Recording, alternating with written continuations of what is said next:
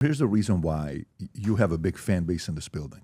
You know, people lost it when he came in here. They're coming, oh my God, I just met her. They're going to be lining up afterwards to take pictures with you, going around on the scooter of my. They're telling me you're. I was riding the scooter. The scooter, my daughter's scooter, and all this. She's also so cool, and she's chill. She's awesome.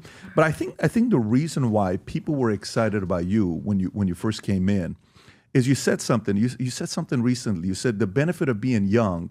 You know, you want to be a statesman, and you said you don't want to be in it for long. You said in about 10 years, I'm going to be out. I think you may have said it on Joe. Yeah. I don't know where it was when you said it, but you said this recently. It's not a long-term thing for me. So it's not a long-term thing you want to do. But when you came in, you said, look, here's what we're going to be doing. You were the oversight. I think I'm on oversight on the Oversight Committee. So you got MLK, RFK, JFK, Epstein, UAP. You know, what else did you add to that list? 9/11, everything that you came All the out. things we all have questions about. All the things we have questions about, right? When you made that, is this it, Rob? Or yes. Go ahead, play this clip. It is with profound honor that I have been entrusted by Speaker Mike Johnson and Chairman James Comer to lead the House Oversight Task Force on declassification of federal secrets. Together with the help of the White House, our intelligence allies, the Department of Defense, the Department of Justice, we will be conducting investigations into the following: the assassinations of JFK, RFK, and Dr. Martin Luther King, unidentified aerial phenomena, also known as UAPs, unidentified submerged objects, also known as USOs, the Epstein client list, the origins of COVID-19, and the 9/11 files. If you were to rank top 3 on which ones you've made the most progress on, which ones would they be? Definitely JFK, definitely UAP, and I'd have to say the other ones are still flushing out. The Jeffrey Epstein stuff obviously is still coming. What's interesting about that is I actually attended a witness testimony to the Oversight Committee. So it was Democrats, Republicans, the Speaker of the House was there. And we have to be careful about how we engage specifically with the witnesses right now, because they have like an open lawsuit right now with one of the banks that they're suing. And so as members, there's certain congressional ethics where you can't be seen to tip the scales on investigations. And we were actually told, because at that point in time, I had asked a specific question about if they knew if intelligence agencies were involved or what foreign countries were involved. And I actually did a posting about that on my Twitter if you want to pull it up and read it. And then also too, if you just type in my Twitter on my Rep Luna account and then Epstein and then foreign intelligence, it might pop up on the search. And then also too, there was another question about if they could name names for people that were potentially being hidden from the American people so that we could subpoena them. And at that point in time, their lead attorney did answer for them, and they said that they'd be compiling a list and that they would get it to us. But I actually inquired recently, and we haven't gotten the list yet. So I think that there's a lot to unpack there. But what's also interesting, specifically pertaining to this, is that back in, I think it was like November of last year, I was dragging the senator of Illinois that blocked Marsha Blackburn's request for the Epstein flight log release. And then when I got elected, I was really, really hammering the DOJ. And then we caught wind. You're saying Pam Bondi, were you coming out and say, hey? Yeah, I was the only member of Congress doing it. I was the only member. And what was interesting is and right it's a tough position to take for you to do that, because everybody was, so that's where you gain, because some of the audience, like, who's actually working on getting to the bottom of this? Well, I was the only member of Congress doing it. And so I'm going to get into how this has become politicized, which I don't agree with, right? And we'll get into that in a second. But I was the only member of Congress that was like going out there and doing this. And then in around end of February, March timeframe, I actually became aware of a whistleblower who came forward that had alleged that there was destruction of evidence under the former deputy director of the FBI as Trump was coming into office of information pertaining to Jeffrey Epstein and other classified materials. We got the name of the person that was doing it and where it was potentially happening. And I went public with it. I actually filed legislation for the SHRED Act that would actually increase the mandatory minimums for federal officials that were destroying evidence. And you can actually pull this up and pull up the Fox News article. And it actually goes into all of that. And look at the time date on that. That's March 14th. March 14th, yeah. So it's all of the stuff that I've done, I've been able to timestamp it and actually provide receipts to people, because as soon as I announced this task force, people were like, oh, you're a part of the cover up. You know, you have declassification authority. I actually don't. The declassification authority specifically on this relies with the Department of Justice. But then it's so much deeper than that. So I actually had reported this directly to the FBI at the time, and they also let up on it. And then you saw recently that they actually, I think, had gone after some people for destroying some evidence, and they found Russiagate documents in bags, burn bags. Do you remember hearing that story? Yeah. So that was, I think, in connection to this as well, because they were talking about destroying other evidence. But then all of a sudden, it was like a switch happened, and I don't think that the DOJ handled the rollout of the Epstein stuff as well as they should have, period, right? Like, I would have done it differently. Nonetheless, though, what I don't like is how then it was used to try to smear the president and imply that he was somehow a, molester and a part of this, Jeffrey Epstein crime syndicate, which is not true. The victims themselves have denied that. But you see these press conferences with people holding signs that say Trump is, a pedophile and all this other stuff. And that in itself is what I don't like about how the politicization of you taking victims who do deserve justice, and then they're using it for their own political game. This could have been declassified under Biden. They wouldn't even touch it. You're right. And by the way, my argument to that, when people say stuff like that, it's like, look, you think if they had anything on Trump, they would have let him run in 2024 as aggressively as they would have released that? They would have destroyed him for him to be done and never be able to get reelected to get in there? 2016 wouldn't have happened. And not only that, he wouldn't be as aggressive and offensive if that was going on. He wouldn't be coming out. And so I don't think that's at all the case. For me, it's a completely different angle I'm going with this, because I remember when you said this, July 24th, the deep state is stonewalling us on Epstein files, but we're breaking through. New logs come in, follow the money. This is you on Twitter, I believe. And then it continues. September 5th, new Epstein files confirmed an intelligence connection, Saudi, Russia, Israel. The end goal is justice for survivors. So this and that was directly related to us from the victims. Right, that's from a month ago. And then this week, we see the letters of Leon Black, the email exchange. I'm sure you saw that one. I haven't. Oh, you got to see this. So Leon Black, interesting, who I'm sure you know who Leon Black is. Leon Black is, well, maybe go to the story first, Rob. So we know Leon Black is a guy that paid Epstein in consulting fees $170 million. That's a lot of money. I've never heard of that before, in consulting fees. What was he consulting for? That's exactly it. So when you break it down, Rob, if you just kind of type in $170 million, is that the one? So Mr. Epstein, Hector, Mr. Black, multiple times for $10 million, beyond $150 million he had already paid. So for a total of $170 million that Leon Black paid to Epstein in consulting fees. Well, he was helping me out with estate planning, and he was helping him with tax planning. A lot of estate planning and taxes. A lot of estate planning. And then the email exchange comes out right there. Leon Black paid Jeffrey Epstein $170 million for consulting services primarily related to tax and estate planning between 2012 and 2017. This was discovered during an investigation into the financial relationship, which began after Epstein's 2019 arrest. The extraordinary size of these fees, which vastly exceed what Black paid other advisors, has drawn significant criticism. So then we see these emails. Rob, if you want to show the emails. So the first one, is this one. And this is from Epstein to Black. I never want to have any more uncomfortable money moments with you. I find it very distasteful. So to be clear, my terms are as follows. I will only work for the usual $40 million a year. It needs to be paid $25 million upon signing an agreement, $5 million every 2 months thereafter for 6 months, March, May, June. This can begin if I'm able in January.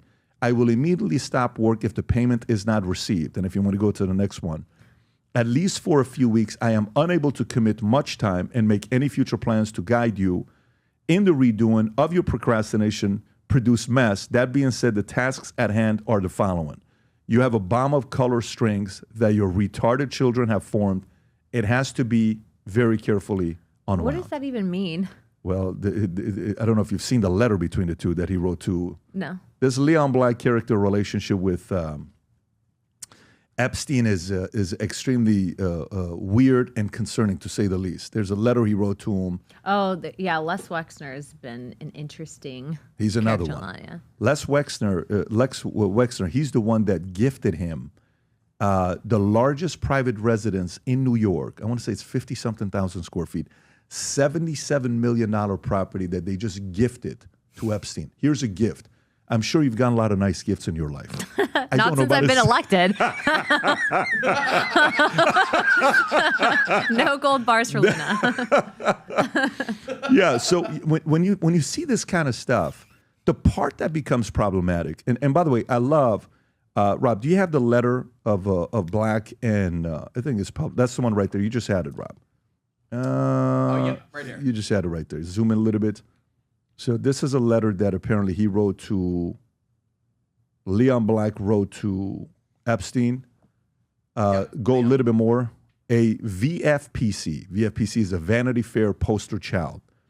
Is something to be. A VFPC is something to see. A liver, a lover, a Jeff, a Jeffrey. Let's all give a cheer. For today, he's 50. 5 decades, or half century, I can't read the whole, by birds, and only by books. C's and M's are his key. Blonde, red, or brunette, spread out geographically with his net of fish. Jeff's now the old man and the sea. Teaching math, trading options, foreign currency, green eye shades, schemes and plans, a unique tax strategy, wet dream, and I can't see the other word, Rob, if you want to say it. I can't read it. Cochineer, I believe that was another term for nightmare. Okay, nightmare. An architect to wild spree. Moscow, Paris, Santa Fe, Alhambra, East Jamboree, Maxwellian delight, a mother's treasure, great joy most surely, Harvardian patron, brain researcher for extending wannabe outrageous, iconoclastic, unconventional. I'm having a hard time reading this. Spirit free. Who talks like this? It's a Best, weird who card. talks like this? Yes. Best of all, a dear friend. Happy birthday, Jeffrey. Loves and kisses. And right? didn't he? What was the outlet that Jeffrey Epstein blackmailed? Was it Vanity Fair?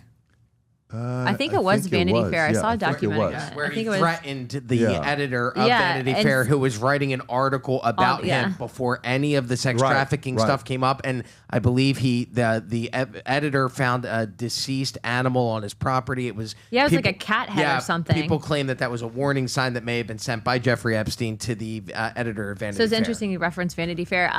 All that to say, I think that it's very possible, like you said, if there was any wrongdoing, I know this for a fact, they would have released that about the president. He wouldn't be president right now. So he's probably, and I always tell people this, no other politician has been, basically had lawfare waged against him the way that President Trump had. He's like clean as a whistle, this guy. But when you look at what they did prior to Trump getting into office, I mean, I have the timestamp back then that we were notified of destruction of evidence. So evidence tampering, all of that to say that it's very possible that they did do that. But what is without question is that there were many people hurt. And when we were in talking with those victims, I mean, every victim, there was one woman that said that she is going through therapy right now because she doesn't remember what was done to her. There's like massive parts of her memory that are completely blocked out. And so she's going through certain, I guess, psychotherapy to kind of help flush that out. But also flush it out or recover it? Or recover it, like help to kind of like figure out what happened. But also too that they were concerned that there would be, because he had a lot of hard drives and the guy was a weirdo. He's recording everything. That they were concerned that specifically, like, they wanted to maintain it, and they were denied by previous administrations access to that information. So they were basically asking for it so that they could help process and recover.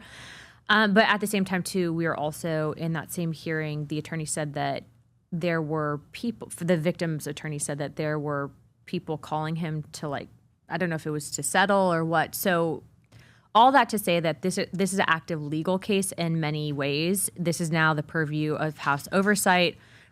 Chairman Comer is actually using the U.S. Treasury to actually go through some of these bank records and transactions to figure out where the money was coming from. Chairman Comer has been really great about that. You saw the findings that we had with the Ukrainian business dealings, ironically enough, with Hunter Biden and Burisma and all of that other stuff. So I think that there'll be some something to come of it. But the fact is that these people should not be getting off the way that they are. And I think based on what we're being told is, I think that the guy was likely foreign intelligence of some form, definitely gathering information, total pervert, total terrible person. But you know, the way, I don't know about you, but I don't have many friends that have given me like $50 million mansions. $77 million property Insane. as a gift, or $170 million consulting fee. It's weird. I've paid a lot of consulting fee over the years. Nobody pays $170 million. The only reason is, so to me, and by the way, this is what I love that happened as well. President Trump sues Wall Street Journal for releasing whatever that letter is that he's saying is not accurate for $10 billion. Wall Street Journal's lawyers come to the president just yesterday asking to please dismiss it. Trump goes to his lawyers and says, no, we're not settling. Yeah, he shouldn't. It's slander. Right. Go back and let's get to the bottom of this. So this is probably not a good look for Wall Street Journal. And this just shows that Trump is sitting there saying, hey, if you think this is real, so the market can look at this and say, President Trump's not worried about discovery. Holy shit. So maybe that's not real. This is not a good look for Wall Street Journal that they're coming wanting to dismiss this to be done with. After 2 years of working on this, we have finally pulled it off. And let me tell you what it is. Every time we do the Vol conference, if you've attended, you know this. I stand up and I speak for probably 45 hours is what I do at the Vol conference. And I love it. I love being around the guys. I love it. But I wear the Ferragamo shoes when I do this. Or I wear some kind of dress shoes. Eventually, for the last 25 years, I've always been on stage walking around. I'm like, you know what? I'm sick and tired of it. I want a shoe that I'm comfortable wearing. And here's what I love. I don't like shoes that are so heavy. That's a dumbbell. You can use it as a weapon. I don't want that. Like the Xenia, you carry it. I have so many of them, but they're so heavy. Like you can literally curl the Xenia, the shoes, and you'll get a pump within 30 reps. And I wanted the combination of the Hoka, the On Cloud, the Super Foam, because there's a big thing going on right now with the Super Foam where the bottom of the shoe, you wear it. You know which ones I'm talking about, the On Cloud or the Hokas, right? They're so comfortable. And I said, what if we take luxury and then combine it with the super comfort? What would that look like? And let's build it in Italy. So what do? We went to Italy. We designed the shoe in Florida.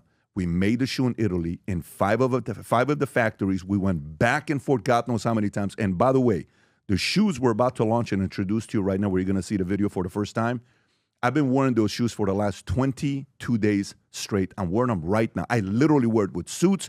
I wore it yesterday when we went to lunch.